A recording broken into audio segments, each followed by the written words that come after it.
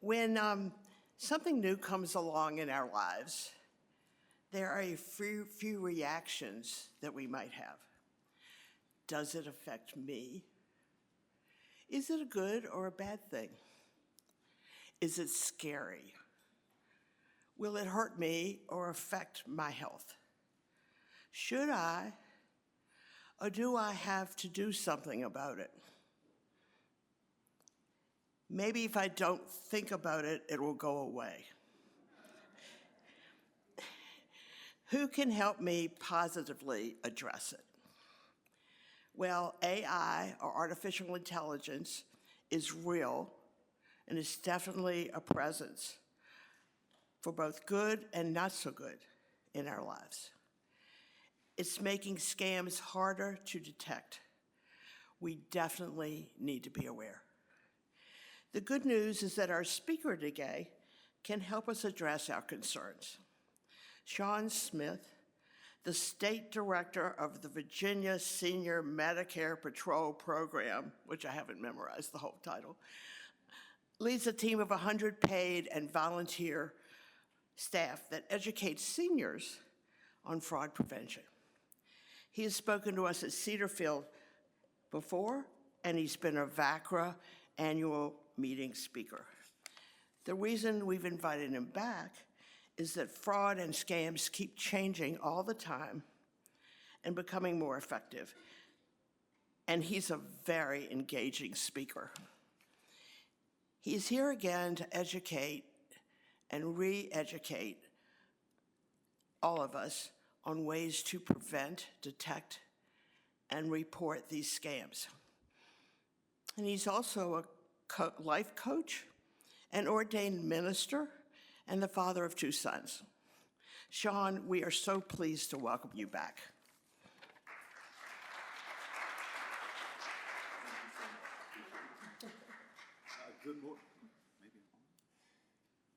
Good morning. How's everyone this morning? Good. I hope you guys are doing well. Thank you so much, Ms. Glenn, for my introduction. That was lovely. I appreciate that. Okay, great.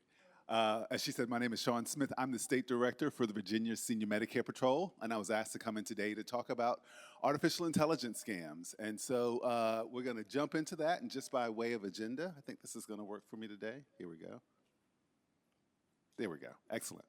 Just by way of agenda, we're going to cover what the Senior Medicare Patrol is, what we do, kind of how we do it, so you guys get a feeling for why I would be coming here. And then we're going to look at artificial intelligence first, just as a definition, maybe some practical ways that we currently use AI that we may not be aware of. But then we're also going to jump into how scammers are using it. We know scammers have their hands on it already, and they're using it in a number of ways. We'll look at those ways, and as we talk about those different ways, we'll talk about ways in which we can protect ourselves and keep ourselves safe from it. So with that said, the Senior Medicare Patrol is a program, and its whole focus is to empower seniors, their family members, as well as caregivers to prevent, detect, and report healthcare errors, healthcare fraud, and healthcare abuse. And we do that through outreach, we do that through education, and we do that through one-on-one counseling. And so the program itself is sponsored by the U.S. Department of Health and Human Services, and they provide grants to all 50 states to run a program like this. So there's an SMP, or a Senior Medicare Patrol, in every single state, and we all do the same work, but we all actually do it a little bit differently. Every state runs the program a little bit differently. So here in Virginia, the organization that received the grant is called the Virginia Association of Area Agencies on Aging. And so we have area agencies on aging around the state. If you guys are familiar with the SPAN Center, which used to be Senior Connections, that's our local area agency on aging. There are 25 agencies like that around the state, and we partner with all 25, which means that we have paid staff and volunteer staff that work in those agencies, and they do things in their communities like outreach. We go to community events, we set up vendor tables, and we give out the same stuff that we give out to you guys in the bags. But we also do educational programming. So this is one of our educational programs on artificial intelligence, but we have a number of programs that we do. We talk about text message and email scams. There's one that we call everyday scams, where we talk about just common scams that you can run into every single day. We talk about common healthcare scams. So we have a whole full list. I think there's a list in your bags. But we go to senior living facilities, we go to churches, we go to conferences and other community events to put on these programs. We'll even say we'll come to your cookout or your birthday party if you want us to. Got to share your hot dogs and your cake with us, but we'll come out wherever there might be seniors because we want seniors to get this information. We want them to be safe. In addition, we have a 1-800 hotline that seniors can call to get free assistance if they feel like they're a victim of a healthcare scam. Our main focus is healthcare, even though we talk about all types of scams. We do that because we feel like the more seniors know about how scams work in general, the easier it is to keep themselves safe from simple scams like healthcare scams. But a healthcare scam could be something as simple as you opening up your explanation of benefits or your Medicare summary notice and seeing something on there that doesn't look familiar or doesn't look correct. You can give us a call. We have a 1-800 number that's on the front of that bag of yours, and it's on just about everything that's in that bag. Call that number. We'll help you figure out what the problem is, and then we'll take steps with you to get those problems rectified. A lot of the times the problems are simple errors that the doctors make or maybe someone in their office makes. We make phone calls with seniors to get those things rectified, but also if it's actual fraud going on, we share that information with the Office of the Inspector General, which is law enforcement at the federal level. And so even though each state runs the program differently, we have a national database that we share. We know that people that are in Florida that are defrauding people in Virginia are also defrauding people in other states. And so as we put information into that national database, the OIG can look at that data and start to see patterns. They see doctors' names that show up over and over again. They see facilities that show up over and over again. And that's what helps them catch the scammers. And so we love when seniors report that information so that we then can share that information with law enforcement and hopefully stop some of these scammers from doing the work that they're doing. The last thing I want to say about the work that we do is all that we do is free. There's no cost to what we do because we're sponsored by the grant from HHS. And so when you guys call us, we work with you. You won't ever get a bill or anything like that from us because it's all free work. And so that's the Senior Medicare Patrol. That's why I ended up here, and hopefully I'm going to share some good information with you about artificial intelligence. And so when we talk about AI, basically as a definition, all AI is just really smart computers. We spend a lot of time feeding information into computers and then teaching the computers how to react to that information. And basically, it's almost like we're trying to make the computers more human, almost to think like humans. When computers first came on the scene years and years and years ago, it was limited. They were limited in what they could do. And now every year they advance and they become, it seems like, almost more human-like. And so we've been using AI actually for years, and we may not have even realized it. And so every day, I think many of us, if not all of us, run into something that we utilize with AI, but we didn't always call it AI. So if I were to ask you for some practical ways that you might be using artificial intelligence today, or may have been using it for years, what would you say? What's something that you know that you interact with that you know is AI? Siri, excellent. Siri and Alexa products. So when you talk to Siri, and oh, I'm sorry, I gotta be careful when I say that because she might come up. When you talk to her or you talk to Alexa, then yes, you're dealing with artificial intelligence. But we've been doing this long before Siri, before those things came out. What's something else that we use with AI? GPS, excellent, excellent, GPS. My son asked me not too long ago, Dad, what'd you guys do before GPS? Well, we bought maps. Like, you had to stop and get a map and hope that they had maps that went in the direction that you wanted to go. But yes, GPS. What was before GPS? Searching, excellent. There's even something before that. How about spell check? Spell check is AI. It's like having a spelling teacher in your computer. And when you got the word wrong, they underline it. Now there's autocorrect. Not only will we underline it, we'll just fix it for you, right? So it's your computer that's almost thinking the way that humans think. So spell check, calendar reminders. When you get that little pop-up on your calendar that says you got a meeting in 15 minutes, it's time to leave, then that's all AI. It's like having a secretary. When you look at Siri and Alexa, of course, that's all AI. Dictation software, meaning if you've ever gone to send a text, and instead of typing that text, you hit the little microphone and just start talking, and then it starts to write it for you. All of that is artificial intelligence. If you use fingerprint or face ID to get into your phone, that's AI. It's like having a security guard at your phone saying, you can get in, but other folks cannot get in. Let me just check you to make sure you've got the right identification. Email and spam filters. So if you think about what a spam filter is, it is almost like having someone sort your mail for you. It's like someone saying, oh, this is a good piece of mail. Let's put this in the inbox. Oh, this is trash.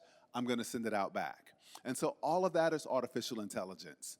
GPS navigation systems, exactly. Also chatbots. If you've gone to a website and in the lower right-hand corner, there's that little bubble asking, do you have a question or how can I help you? When you initially start typing, you're talking with AI and then they eventually might get you to an actual person. But that little chatbot can answer a lot of your questions for you. Language translation. Years ago, when we traveled abroad, we had to buy the little books that had the little phrases in it so that we could kind of speak to the people in that country. Now you can take out your phone, talk in English, and then it says what you said in whatever language you want, and then when they talk back to you, they translate it to English all from your phone. So it's like having a translator in your pocket, and all of that is AI. They actually have autonomous vehicles. And so recently I was in San Francisco, and there's this thing called Waymo, where it's just like Uber. You call it like an Uber. It drives up. You get inside, except there's no driver. And the car travels you around the city and drops you off where you're supposed to be. And all of that, of course, is artificial intelligence. The computer's not that smart. We just made it that smart. Fraud detection. If you've ever gotten a text message from your bank asking you, did you authorize this particular transaction? Well, no one is sitting at your bank watching every transaction that you make. The computer algorithm says, oh, this is not someplace you usually shop, or this is not something that you usually spend money on. Let me just check to make sure this is correct. And all of that's done by computers. And then finally, like the news feeds or the social media algorithms or the social media feed that you see is completely unique to you. You would never open up your Facebook or your Instagram or even like your Amazon Prime account. You would never open that up and have exactly on yours what's on somebody else's, because all of that is done by computer algorithms, and the computers are watching what you're watching. And when they see that, oh, you spend a lot of time on shoes with 3-inch heels, I'm gonna send you more information about shoes with 3-inch heels, or whatever you're looking at. It remembers that, and it starts to cater and curate something for you to watch, because they want you to have more of what you like so that you hopefully spend more money. So all of these ways are ways that we use artificial intelligence, and it's super, super helpful. If you think about some of the things on this list, if we didn't have it today, how different our lives would be. How different would it be to start going back to convenience stores to buy maps to figure out where we want to go tomorrow, right? Some places I don't know how to get to, they're like 10 minutes from my house. And so thank God for GPS, but otherwise we'd be looking at maps to try to find that stuff. And so all of this stuff is really, really good.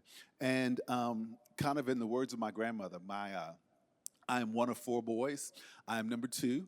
And we would go to my grandmother's house, and if you can imagine having 4 young boys running around the house, we can be a little bit destructive. And so we'd run by, and maybe we'd break a lamp, and my grandmother would say, you can't have nothing nice. And so it's kind of like this, like all this stuff is great, but we can't have nothing nice, because now there are people out there that are taking this stuff that's really good and they're using it for bad purposes. And so this stuff is great. AI can be wonderful, but we know that scammers are using it in ways that is not so wonderful. So we're going to look at a couple of things. We're going to look at what we call voice cloning scams, and we're going to look at what we call deep fake video scams. These seem to be ways that scammers are using these against seniors, and not just seniors, everybody, but they're using this information or using this technology to steal information from us, because information is super valuable, and to steal money from us. The information is what leads to money in some cases, but the money itself is what they really want.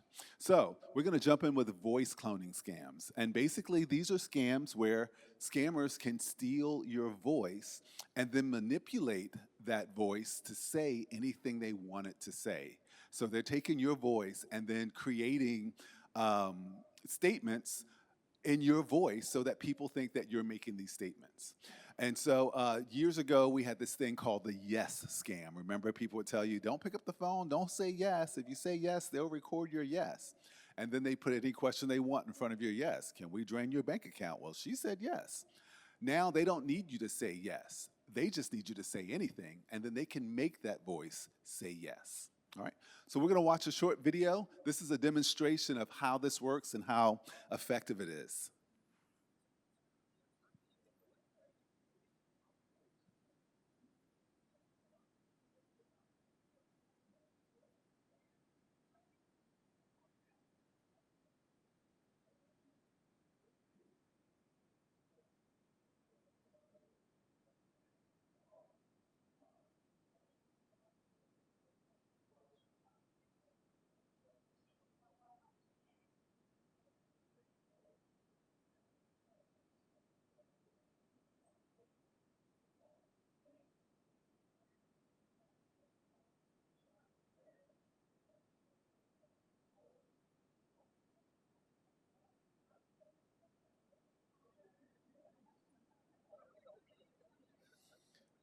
So basically, they went online, they found videos with this individual's voice, and they stole his voice and then manipulated it to say whatever they wanted it to say.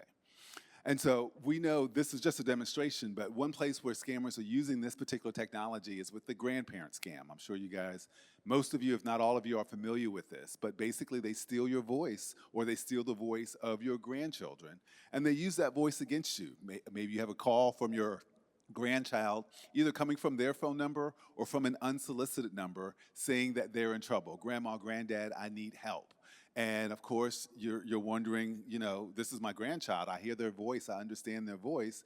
How can I help? They say, I've been abducted, or I've been in an accident, or I've been arrested, and I need some money. I need some help. I need you to help me. Please don't tell mom and dad.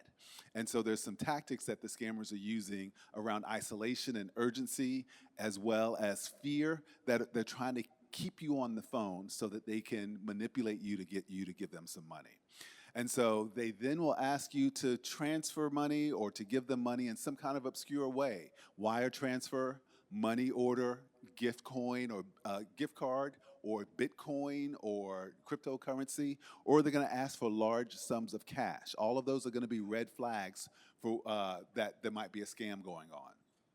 Once you transfer the money, they're going to tell you to wait for the phone call for your grandchild to call back to say everything is okay. So you transfer that money, and then you never get that phone call. So you end up calling your grandchild on their device only to find out that they were never in trouble. This is a very popular scam because it works. A lot of grandparents have fallen for this. There's a video on YouTube where a woman has given away $9,000. She went to the bank, pulled $9,000 in cash, and she was told that a young woman was coming to pick it up. And the woman came to her door, and she handed it right out the door to the woman, didn't know who she was, and they pulled off, and the money was gone. And so these scams happen a lot because people fall for them a lot.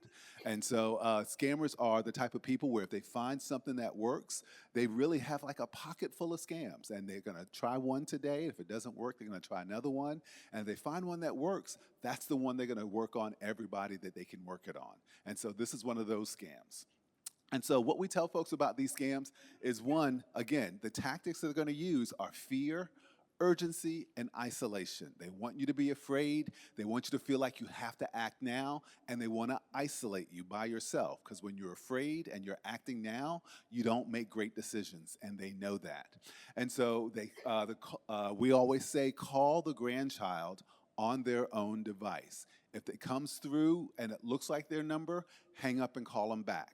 Or if it's not their number, hang up and call the actual number. They're going to have all kinds of stories as to why you shouldn't call them back. Oh, Grandma, they took my phone when they arrested me, or my phone got broken and lost in the accident. So they're going to have all kinds of stories as to why you shouldn't try them on their real device. But we always say try them on their real device. Also, we say don't keep it a secret. Again, they want to isolate you. And so when they say, oh, don't tell mom and dad, they're basically saying keep this a secret. My mom and I talked about this before, and I said, if my sons were in trouble and you didn't call me, oh, you have a lot of explaining to do, right? But you shouldn't keep it a secret because, again, that's one of their tactics. They're trying to keep you by yourself so that you go along with their program. We say prepare for this. Also have a code word. We say get with your family at the next family holiday, and we say, okay, family, the code word is this. Pick the code word, and that way if something like this comes up, your son calls you or grandson calls for 20 bucks, hey, what's the code word? Make them give you the code word for this. We picked the code word in my family, and my mom starts telling everybody the code word. And I'm like, Mom, you can't tell people the code word, so now we've got to pick a new code word. But we say prepare for this. This is a popular scam, and it's popular because people continually fall for this. And so we want to educate folks around that. Some other things we tell folks is, one, ignore unsolicited phone calls. These are the phone calls that you get where the number just pops up. They can't scam you if they call from an unsolicited number and you never answer it. And so we say ignore those phone calls. If it's important, they're going to leave a message. The doctor's office will leave a message, the pharmacy will leave a message, but they will leave a message for you. The other thing is you want to question your caller ID because they can spoof numbers. Spoofing is making that number look like any number they want to. So they could be calling from halfway around the world and it looks like they're calling from right around the corner. Same area code as you, same first 3-digit exchange as you, making you think that it's someone local. They can spoof your phone number. They can spoof your bank's phone number. Back in 2020, they spoofed the Social Security Administration. An 800 number would pop up, and it said Social Security Administration. And so they were putting the Social Security Administration over their real number so that that's what showed up on your phone. So when you answer, you were not talking to the Social Security Administration. You were talking to the scammers. If you hang up and call those numbers back, you'll get the right place, which is why we say hang up and call the numbers back. But we also want to remind you that government agencies in general are not going to call you. The IRS is not calling you, the Social Security Administration is not calling you, and believe it or not, Medicare is not calling you. Those phone calls that you get are not from any of those places.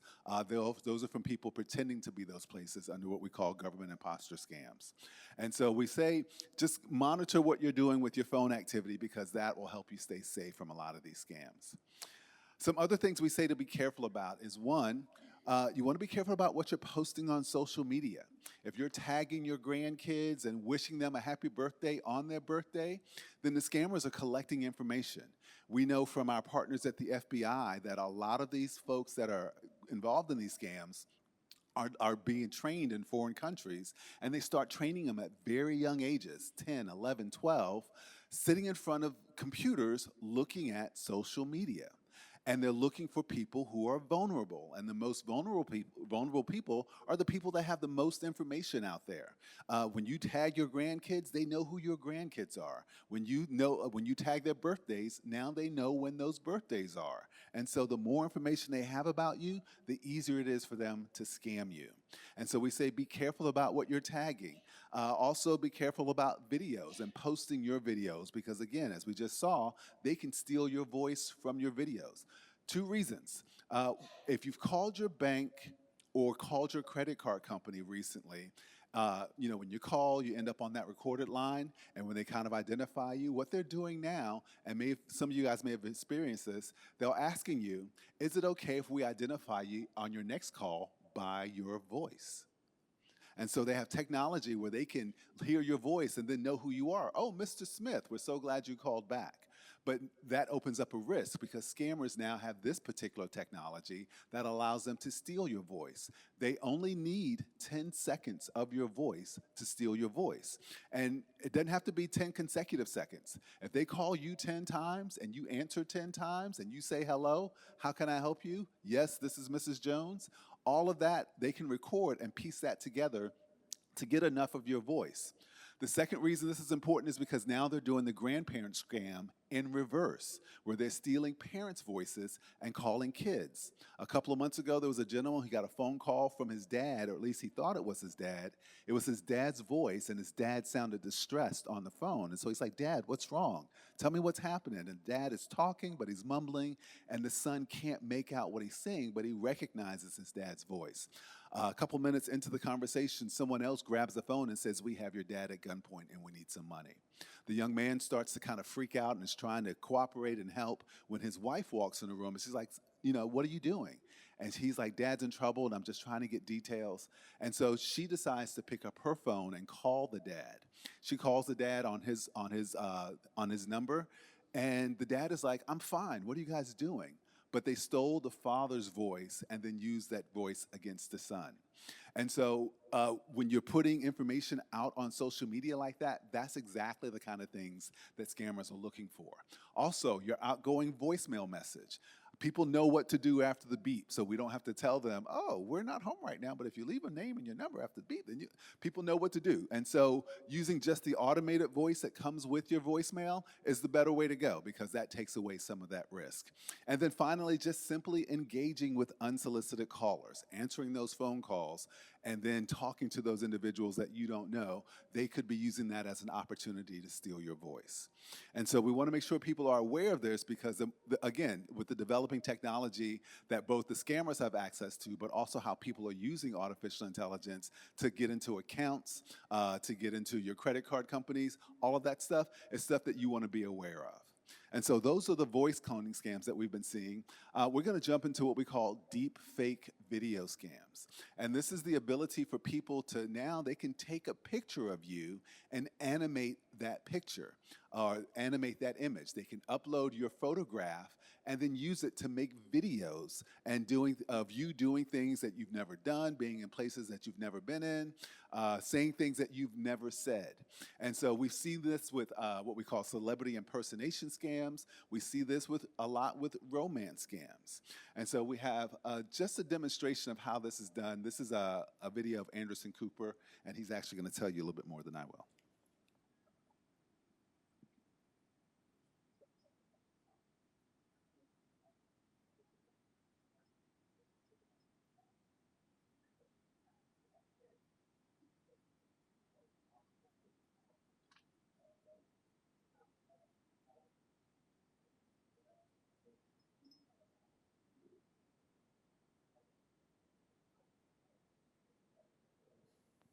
All right, what'd you think?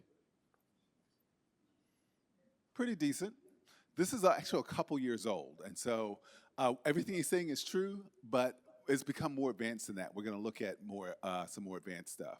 But if you look at that, to me, it looked like, if you remember VHS tapes and putting in a VHS tape and then the tracking is off, it looked like the tracking was off a little bit. If I were just walking by the television, I don't think I would have ever doubted that it was Anderson Cooper. But if I studied it, I'd have been like, yeah, that looks kind of funny. They've gotten much better than that. Where we see a lot of the deepfake video scams is with romance scams. This is something that is bigger than you might imagine. Romance scams are, they affect a lot of people. In 2024, the Federal Trade Commission, who collects information about scams, when people report scams, Federal Trade Commission collects that information. They compile a big report at the end of every year. In 2024, seniors 60 years age and above, the number one scam that they lost money to was investment scams. They've got a little money, they want to invest in something, they see something that looks too good to be true, put their money into it, only to find out later that it was a scam. 2024, they lost $1.4 billion to investment scams. The number two scams was romance scams.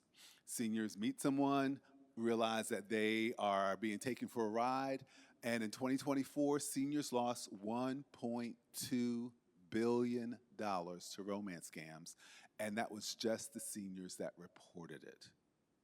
And so when you think about that, that's a lot of money, and it makes, in many ways, it makes a lot of sense in terms of when you think about what a romance scam is. It is a senior who is looking for friendship, companionship. They're looking for a place to be needed or to be valued. And so they turn to things like online dating or online apps or these dating apps that are out there. And this is not a disparagement against dating apps. There are a lot of people that meet folks that are, they end up getting married and it becomes a great thing. But you want to be careful about how you approach these things. Typically with the scams, they meet online and they end up meeting someone who's far away from them. It could be because you're in Virginia, they say they live in California or Florida, or they might tell you that they live on an oil rigger, or they're a contractor and they work in the Middle East. But they create this scenario where they can really never meet you in person. And that becomes a big red flag. If they can never meet you in person, and it's not to say you can't have a long distance relationship, but again, it's just a red flag. They also, because they're trying to scam you, they have a tremendous amount in common with you. Oh, your spouse died? My spouse died also. Oh, you have 4 grandkids? I have 5 grandkids. Oh, you love roller skating? I love roller skating. And so they're hooking people into these relationships. And again, when you think about people, it's not a bad thing, but people are lonely. It's a social thing where they're not connected. And it's great to finally meet someone who they feel like they can connect with. There was a woman a gentleman that was caught up in the scam, and he was caught up and he said, I'd never been in love before, and this was what I imagined love would feel like. And so they get trapped into these relationships. The person that's doing the scamming, they fall in love very quickly. After 2 weeks, after 2 months, after a couple of conversations, they're like, gosh, where have you been all my life? Gosh, if it wasn't for you, I don't know why I would be getting up in the morning. They're saying all the things that the people want to hear, and they want to be in this relationship. And then over time, either directly or indirectly, they start to ask for money. Hey, I've got this thing coming up. Can I borrow $200? I'll give it back to you in 2 weeks when I get paid. And then 2 weeks come and they never give it back, or they never mention it again. And then something else comes up and they ask for more money. Or indirectly, they're in a conversation and then they sound really sad, and then the victim is like, hey, what's going on? What's wrong? And they start to explain this sob story, and the victim says, well, I can help you with that. And then they start to volunteer money. And so with all of that, over time, they directly or indirectly ask for money, or they may ask to get involved in some type of investment scheme or some type of business scheme. Hey, I've got this business I'm setting up. I need you to set up an account for me, or I'm going to ship you some electronics. I just need you to catalog them and ship them where I ask you to ship them. And in reality, they're collecting stolen devices or they're laundering stolen money. And so all of these things seniors have been caught up in, but because of the emotional factor, they can't see it. And we've all seen these types of relationships. We've all met someone who is dating someone new, and when we meet that someone new, we're like, oh, that's who you're dating, right? And we've all seen that, and because we're outside of the relationship, we can see it, but because they're in it and they're in love, they can't see it. And it becomes really hard for them to get on the other side of it. If it's a friend or family member, one indication that this might be happening is that they might have a new or close friend that they've never met in person that they start talking about, and you're kind of wondering about this person. Or you might see them with their device and their mood is attached to their device. Sometimes they're on their device and they're really kind of angry when they're dealing with it. Or they may be blissful because of what this conversation looks like to them with their device. They might be secretly have some secrecy or some defensiveness about who they're dating. If you start to ask questions, they get real secretive, or they might get real defensive, or they might start asking questions about just kind of unusual financial questions. Hey, what is Cash App? Or how do I use Zelle? If I wanted to send some money to someone by Zelle, how would that work? And so they might start to get ready for that, or they may talk about sending money to a friend or helping a friend out with money. So all of these could be indications that someone you might be dealing with could be caught up in a romance scam. If it could be you or me caught up in a romance scam, some things we want to think about is, one, anyone that we can't meet in person is a red flag. If we can't ever meet them in person, and again, not that you can't have a long-distance relationship, but it's something that you want to put in the back of your mind just in case some of these other things start coming up. Anyone who looks too good to be true. Not to say you can't pull a 10, but it is to say that if every photograph and every interaction, you're like you're dealing with a supermodel, that could be an issue. Anyone who falls in love too quickly, right? So anyone who says, that we've all had the feeling that we're kind of being dragged into a relationship where someone loves us or likes us a little bit more than we like them, and then our sentiment is usually kind of like, well, let's just see where this goes. But that feeling there could be a red flag. And then anyone who continually breaks promises. These folks will say things like, I'll give you that $200 back in 2 weeks, and then they don't. Then they ask for more, and they never give that money back. Or they may tell you, hey, I'm coming to visit you on August 3rd. And then August 2nd, we had something happen at the plant. I can't leave, but I'm coming October 9th. And then October 7th, they say, oh, something happened and I can't make it. But this is part of their pattern. They break promises over time, and that, again, becomes a red flag. And then anyone who continually asks for money. And again, we could all be in a situation where we need a couple $100, but if that becomes the norm, that they're always asking for money, those could be problems. And so we talk about artificial intelligence as, we talk about romance scams as an example, because this is probably the on the extreme end, but those tactics that are used for romance scams are the same tactics used for investment scams. People want to teach you how to use crypto. Let me teach you. And really, they're setting you up for you to know exactly what they need you to know so that they can scam you and steal your money. The tactics that they use is that they're really super helpful. They just want to help you, and it seems like there's nothing in it for them. They're just doing all of this on your behalf. And because you're thinking about, wow, this could be a really good way for me to make some money, you kind of go along with it. And if it starts to sound too good to be true, again, those become red flags. So we're going to watch a video. This is Leah. And Leah's going to tell you about her experience, but also you're going to see one of the videos that was created from someone else's image. So they stole someone's picture, uploaded it into AI, and then animated the photograph.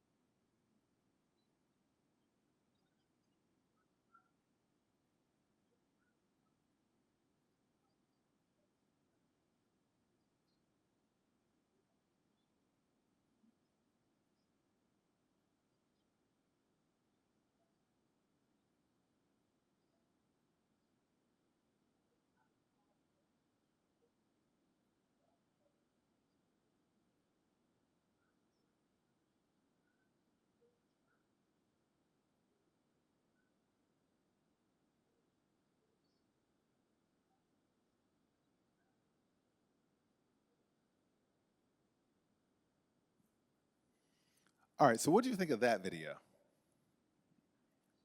It's pretty terrible, wasn't it? But here's the thing, it was good enough for Leah. They've been in a relationship for 6 months, and who knows what lie he attached to that video. The lie could be, well, you know, I'm in the Middle East and we don't have high-speed internet, so the quality is going to look pretty bad. Or, hey, I don't have a fancy new phone. I have an older phone, so the camera on there is not going to be as good. And so Leah's ready to believe this. She's ready to buy a plane ticket. She's ready to go. And so any lie he's going to tell her, she's going to believe it because she wants to believe it. But that could be just as easily someone who wants to do crypto with you, or someone who wants to open a business with you, or someone who wants to share information with you. If you're so tied into it that you're willing to pass off what is actually AI, or what could be, then you find yourself in the same situation. With that said, I'm going to show, other people will say, so years ago when we started, before AI became as advanced as it is, a lot of these romance scams would happen, and you could almost tell it was a romance scam was because they would never want to get on video with you. We would say if they can't even do video calls, that could be a problem. And so we were able to kind of weed out a lot of scammers because people would say, well, if I can't ever see you other than just on a photograph you send me, then that's a problem. Now they're using what we call avatars. An avatar is kind of like a masked face that they can put on video, and so you never see their real face. And so I'm going to show you a quick demonstration here. If you look at the smaller picture to the right, that's a man wearing a wig. That's the actual person. The larger image is actually an AI image of a girl. And so that's not a real girl, that's not a real person. What he's going to demonstrate, he's actually speaking in a foreign language. What he's going to demonstrate is how his avatar moves, and that's all you see when you're interacting with him is the avatar, and he's showing how his avatar moves when he moves. He's actually speaking in an Asian language, but typically they can pick the voice that they want to use with this avatar. And so as you watch this young lady move, I want you to be able to I want you to think about, would you be, if you were on a video call with someone, would you be able to tell that that's really not a real person?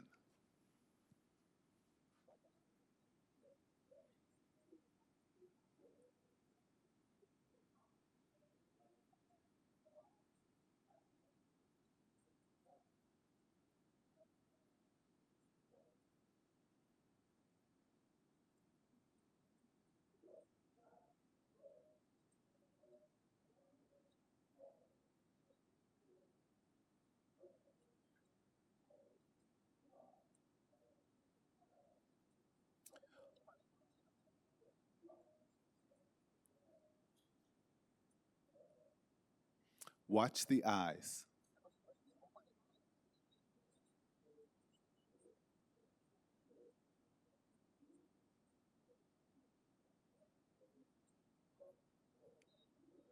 So the avatar does everything that they do. So someone could say, again, I live in a foreign country, or, hey, I'm your money advisor, and let's get on a Zoom call. And really, the person you're dealing with looks nothing like the person that they're showing you, and the voice that they're using, and the language translation, all of that kind of stuff could be going on, and you think you're dealing with the person that you're looking at, and you're really not.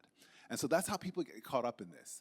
And so when we think about how far we've come, we think about, we just saw that video of Leah and her boyfriend in that terrible video, or even the Anderson Cooper video where it was a little bit off.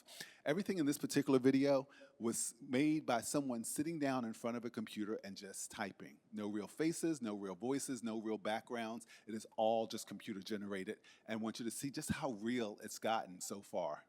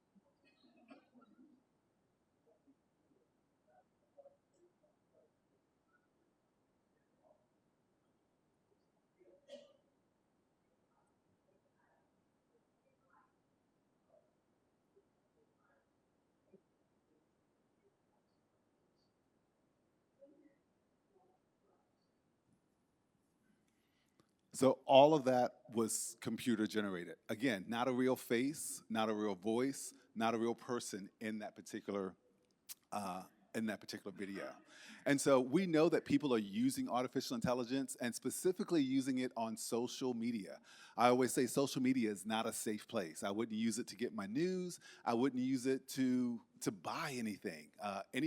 Everybody has access to social media, Instagram, TikTok, Facebook, and they can put anything they want out there. We know that a lot of people are using AI in nefarious ways, both inside this country and outside this country. And so we see it things, fake news, global wars, grandparent scams, romance scams we've talked about. I've heard more about UFOs and aliens in the last year than since more than I've ever heard about it since I was a little kid. And so, if you go on some of those videos, they're showing you things that are not real. There are actually some companies who are making their television commercials all from AI. And so you think you're looking at real people and real actors, and really you're looking at what they've generated by the computer. Crowd scenes and riots. Hey, there's this riot going on, or there's this war that broke out, and people are just generating the images from artificial intelligence. Celebrity endorsements. Tom Hanks got caught up in one of them where they stole his image and his voice, and he was selling dental products. And people were like, oh, Tom Hanks, I trust him. And they started buying it until Tom Hanks found out about it. And then, of course, he sued the people. There was a woman who gave $750,000 to Brad Pitt because he was in the hospital, and he reached out to her on Instagram, and they developed this relationship, and he needed the money. So she gave it to him. Obviously, it was not real. It was all AI. Jury duty, politics. They have politicians saying things that politicians never said, generating images on AI. And then they just use people that we trust, priests, judges, and journalists. a lot of these influencers on social media will tell you, oh, I invested in this, and these are all the cars that I bought. And really, there's not a single car out there. It's all generated by computers. And so we just have to be careful. And what we tell folks now, because we're living in this age, is that when things that we see get us upset, again, one of the tactics that scammers want to use is they want us emotional, they want us fearful, they want us angry, they want us outraged. And so when we feel those ways, we need to research what we're looking at. When you feel uncertain about something, we have that little thing in our gut that tells us, wait, something's just not right here. Go with that. We need to research it. When things sound outrageous or unbelievable, I think we all have politicians that we love, and then we have politicians that we love to hate. And when the ones we love to hate say something terrible, we need to research it to make sure they've actually said that terrible thing. And of course, if it sounds too good to be true, guess what? It's probably too good to be true. And so the overarching message is we've seen a couple of ways that AI is being used. And it's not here to scare you, but we want to be empowered so that we know, wait a minute, let me just question that before I go along with it or before I come afraid of it. And so with that said, are there any questions? Yes. I'll trade with you. I was just wondering, is there any filter or any mechanism we can put on our computers, our phones that would help? Has that been invented yet? That's a great question. So when the answer that I know of is no. There's nothing out there yet that kind of helps us filter through that, other than our own research. When we hear about all the quote unquote regulation around AI and what, the people that are making AI, the people with all the money, they don't want regulation on it. They want to be able to do what they want with it. And of course, we would all want them to say, hey, there's got to be a way where we can figure out what's real and what's not real. And so, they're trying to regulate AI in some pockets, but there's certainly people trying to fight that. And that's what that would give us. It would give us some limits to what they can and cannot do.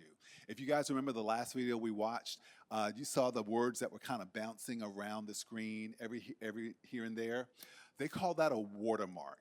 And what they're trying to require is that anything made by AI is required to have a watermark.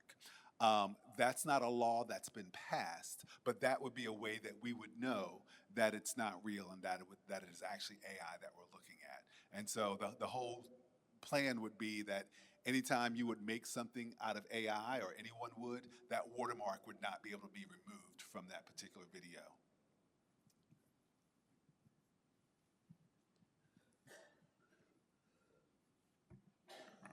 This is about the yes scam. I learned about this through something on the internet, and if you say yes, you're in trouble. Well, I forgot about it, and of course I got a call that said, hello, can you hear me? And I said, yes. And then I thought, uh-oh, I'm in trouble. Yeah. When we get a call like that, do you want us to get the number that's on our caller ID and call your whatever you call that number? Our hotline? Call the hotline. Will that help? A great question. It does not help because It does not help. It does not help because often the number that they're calling from is a spoofed number. And so when we call that number back, it'll probably be a number that's unlisted or maybe even attached to somebody's house. And you'll go through that whole thing of, well, someone from here just called me. Well, no, we didn't. Nobody. Who are you? Well, no, who are you? So giving us a number doesn't work because they can spoof those numbers. And so. So you're saying there's nothing we should or can do, just don't do it again? Well, we just say don't answer those calls. So if it's unsolicited, don't. If it's important, they'll leave a message. It's instinctive. If somebody says, hello, can you hear me? You pop that one so fast you don't even realize that you're talking to a stranger. Well, yeah, and again, if it's an unsolicited number, that's why we say don't answer it, because you never know what they're going to ask you. And again, they don't need you to say yes anymore. I have another question. Yes, ma'am. I'll try to keep the chronology straight on this because it was a little tricky.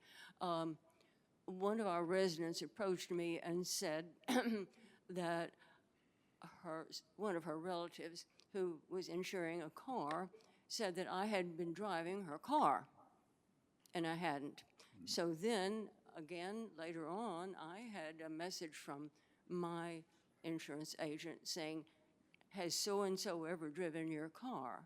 And I said, no. So that must be a fairly common thing if it's happened twice. Is there anything we can do about that? I'm not familiar with that. That's a new one on me. So I don't know exactly what's going on there. Well, I called my insurance agent, and he sent me a form to fill out, and it was an affidavit where I could say, for my insurance, that this person had never driven a car, Right. driven my car. I don't know how my name got on somebody else's roll. Yeah, I'm not familiar with that particular scam, but yeah, thank you for that. Keep your eyes open. It could happen to you. Okay.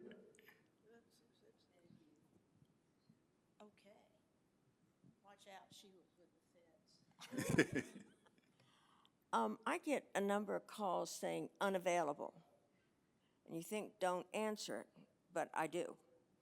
And I found several of them were people calling that I needed to talk to, like scheduling a pre-surgery appointment at a hospital. And it comes in unavailable. But if I don't answer and then call them back, you get their voicemail. Then you don't answer, so you're never talk. How do you deal with that other than just answer it, hope for the best?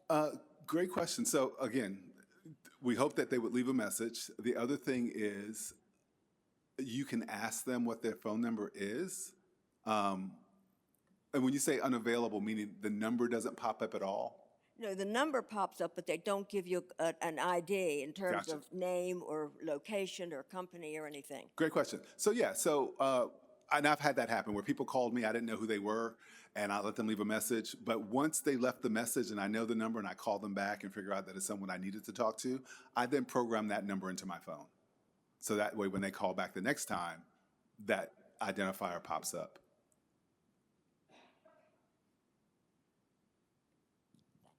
I'll ask mine then you. I try to put numbers, save them, and then I'll see that Kay Lyra called me or something. But I thought you said that could even be scammed, or they could play with that. So that's the only way I know to protect myself, is because I don't want to pick up a number. So yeah, so they can spoof anyone's number. The likelihood that they would spoof someone that you know is probably slim. So they can pick, they pick random numbers, but again, with your same area code, your same first 3 digit, but they're not looking through your phone book and picking your people. Not to say it's not possible, but it's not probably as likely as you might think. This is a safe thing to do. Yes, so if your friend calls and reprogramming their number, that'd be awesome. Can you give some examples of how people get caught? And is there some kind of percentage of whether people get prosecuted for these kind of things? That's a great question. So as I shared a little bit earlier, we have a national database where we put in information. As we've learned from how these scams happen, depending on the state that you're in, some states are really lenient about how you set up a corporation, how you set up a business, what information you need. We know one of those states is Florida. Florida is a hot place for specifically a lot of the healthcare scams that we deal with. What these scammers are able to do because of how easy and lax, or I'd say because of the way that laws are set up, is I can set up a business under a name today and then transfer all of that to a new business tomorrow. And then the next day, do it again and again. And so the way these scammers work is they will set up a business, maximize what they can with the scam. When they feel like someone's on their trail, they transfer it and move it. And before anyone can get to them, they're now looking for a company that's defunct. And there's a new company that's picked up where the other company has left off. And so we end up kind of chasing the tail as opposed to actually getting the rabbit. But the way that we get helped is when, like I said, you guys feed us information. This information is coming from all over the country going into one database. We don't get to hear all of the details about what happens in the process because, one, the OIG is not going to call every state and say, oh, thank you, this is the follow-up. Thank you, this is the follow-up, because it's an aggregate of information. And they're also not going to comment on open investigations. Sometimes these investigations go on for years. All of that said, the way that we know is like when you call about a case, let's say you get something on your Medicare summary notice that doesn't look familiar. There's a date of a service, there's a location of service, there's a doctor that's associated with. I take all that information and I research who the doctor is, his NPI number, the location. There's an NPI number attached to that sometimes. So we do a whole lot of baseline research before we send our case to the OIG. That information that I collect, I put in what we call an alert on the DOJ website. So when they prosecute people, they put out a press release. And so that press release, when that name pops up a couple years down the road, then I can look back and see, oh, they caught the guy that was from this particular scam that happened 2 years ago. Or this particular company that was set up 2 years ago. A lot of times people will call me for scams that are happening, and it's the same organization that's hit these same 5 or 6 different people. And I put all of that information into the computer, but we also know around the country that same information is coming from other team members from the S&P. The way that we know it's working, so we don't get direct hits to say, oh, we got your case solved, we got your case solved. But we do get the press release, and the people that have defrauded you for $1,000, we find out has defrauded the country for $23 million. Right, and so so we find out when we get those alerts. Every year we have to do a report to Congress, so we call it the OIG report or the S&P report. We give that report to Congress. The OIG shares how this program has helped them catch criminals. And they can put out, all of the press releases about all the people they caught from the tips that come from around the country. When I started working with this program in 2020, the program was about $18 million was what was funded to run this program. Every year they've increased it. This year it's about $35 million because the work that we're doing is helpful. And so that's how we know it's working. Congress says, oh, you guys are doing a great job. This is helpful to us. Let us put some more money into it. And so that's how we know that it's working. If it wasn't working, I don't think they would be raising our budget. Okay, one more question. Oh, she's got it.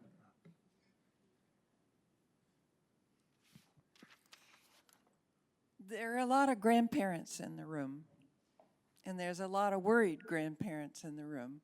And you're a father. How do you advise your sons? How should we advise our grandkids? When it comes to AI or Oh, well. or about the grandparents' scam? Yes, no, about AI. Oh, about it. So, my sons are 24 and 21. And, in my mind, I thought, oh, they would know a lot more about this than I do. And really, they're not. I don't know if it's my sons, but they seem to be, I won't say less tech savvy, but I think the common sense that we have, they don't always have. Imagine that. It's a funny intersection because they're tech savvy, but they don't have good sense. I'm talking about my sons. And so we do talk about it, but it's simple stuff. I mean, it's situational. So with the grandparent scam, yeah, we have a code word, and we know it, and I just hope that when the time comes, they remember supposed to ask for the code word, and rather than say, all right, Dad, I'll send you the money, right? And so it's the same conversations we've always had. But I think I do send them stuff like this, and whether they look at it or not is the next thing, because, yeah, that happens. But we do talk about stuff that I send them. My mom and we talk about it.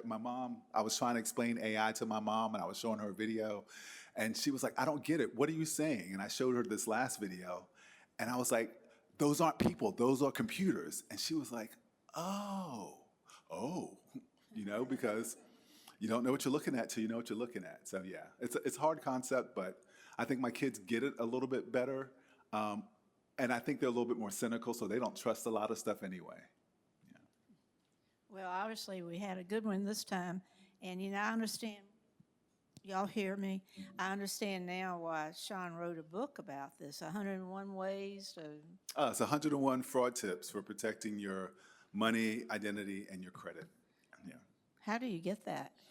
It's on Amazon. Okay. Amazon. Just type in 101 fraud tips. That should pop up. Right. And y'all gonna save me a second after we applaud Sean for being so very good at his job.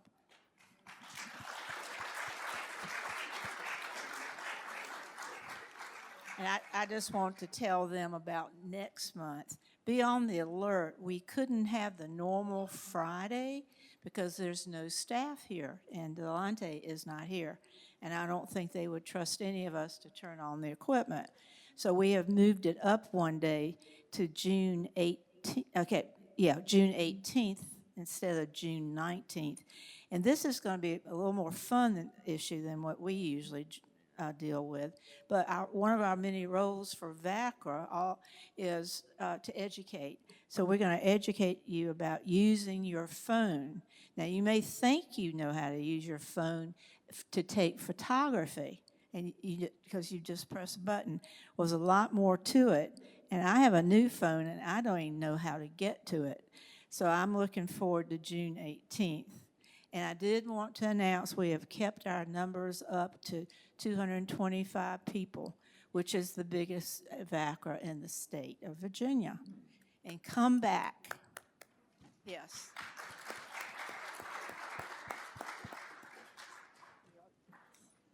Thank you all for your time. I appreciate it.